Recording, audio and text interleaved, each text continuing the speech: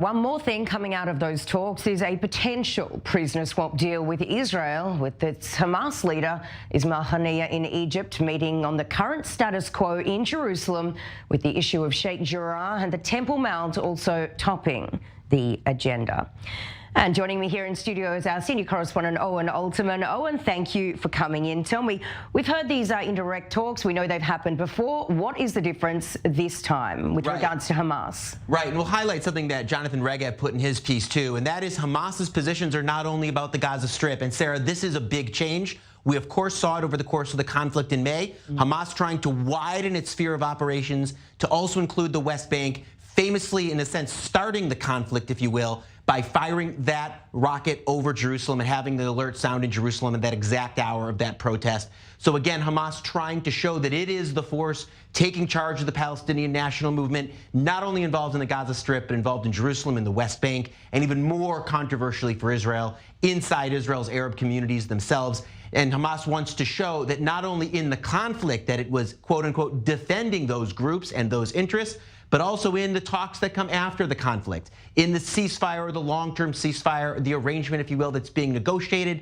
that those issues are a core part of it. Of course, Israel wants none of that. Israel does not want Hamas to be taking charge of those issues and to have that kind of position within the Palestinian arena. One would think that these are absolute non-starters from Israel's perspective, certainly if they're public, even if they're not public, meaning that unless Hamas is willing to compromise, I wonder whether these talks are actually going to get to any kind of finish line. Yeah, for sure. And Owen, tell me, what are the politics at play here in Israel, especially when it's coming down to a potential prisoner swap?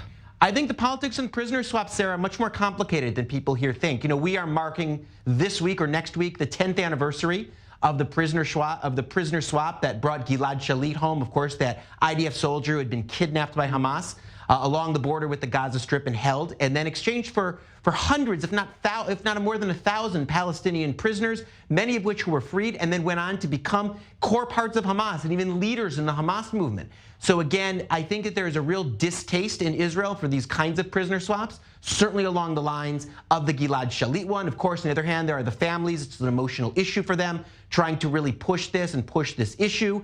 But I think and of course, there's the important ethos in Israel of trying to do whatever Israel can to bring back people alive and bring back those dead bodies that are being held by Hamas and by the enemy as well. So again, these are two competing instincts within the Israeli public, and I think the politics are more complicated than they have been in the past. So tell me, why are these talks just so important to Egypt? We know that Egypt, plays quite a big mediation role whenever these flare-ups happen. Right, I think on two levels. Number one, Egypt cares about the Gaza issue itself. Egypt doesn't want instability in the Gaza Strip that could, from its perspective, God forbid, spill over into the Sinai Peninsula as it has in the past. Egypt doesn't like to see conflict between Israel and Hamas, potential for destabilization in Egypt as well. So Egypt has a direct stake because of its geography in what happens in the Gaza Strip. But beyond that, Sarah, and we've seen this especially over the last year, this is a chance for Egypt to play big time on the international stage. We saw that with the talks between Sisi and Naftali Bennett a few weeks ago in Sharm el-Sheikh.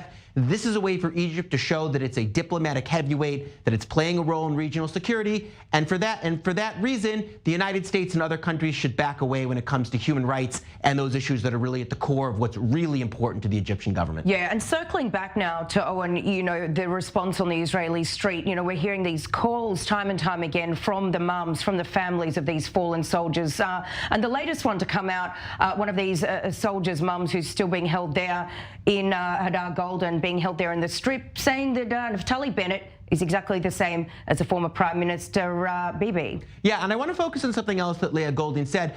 Sarah, of course, this is an emotional issue and one feels for the families, but she said something that's not true. She said, bring Hadar home. Hadar is assumed to have been killed.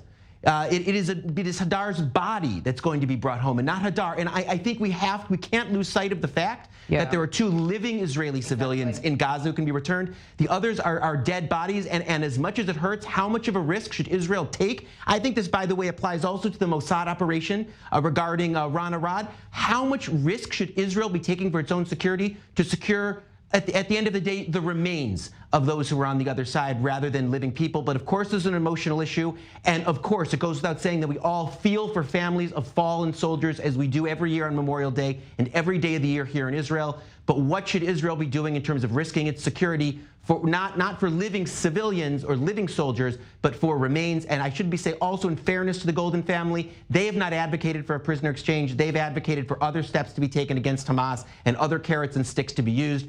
But at the same time, I think that simply to present this as if it's bringing back a living person, I think is deceptive, and as emotional as the issue is, I think is wrong.